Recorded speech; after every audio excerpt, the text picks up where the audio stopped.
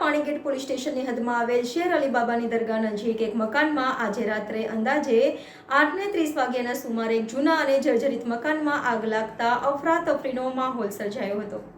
વડોદરા શહેરના પાણીગેટ પોલીસ સ્ટેશનની હદમાં આવેલ શેર અલીબાબાની દરગાહ નજીક એક મકાનમાં આજે રાત્રે અંદાજે 8:30 વાગ્યાના સુમારે એક જૂના અને જર્જરિત મકાનમાં આગ લાગતા અફરાતફરીનો માહોલ સર્જાયો હતો।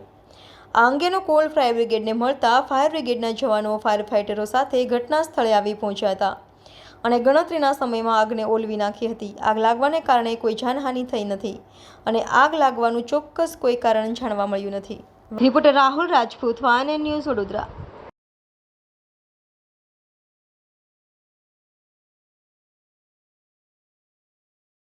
અમને બદામ વિભાગ હેડ કંટ્રોલમાંથી અમને કોલ મળ્યો હતો 8:50 આશરે। તેથી અમે પાણીગેટ ફાયર એન્જિન સાથે મારા સ્ટાફ જોડે અહીંયા સ્થળ ઉપર આવી ગયા। પાણીગેટ બાજુ પોલીસ ચોકીની બાજુ શેર અલી બાબાની દરગાહ છે એને બાજુમાં મકાનમાં આગ લાગેલી હતી। આમાં જીવી હાનિ તો કોઈ છે નહીં, 2 બોટલ નીકળ્યા આમાંથી, બાકી આગ ઓલવાઈ ગઈ કંટ્રોલ, કોઈ જાણા નહીં। આપણો પરિચય સર સૈનિક હેમંત મહાડિક, પાણીગેટ।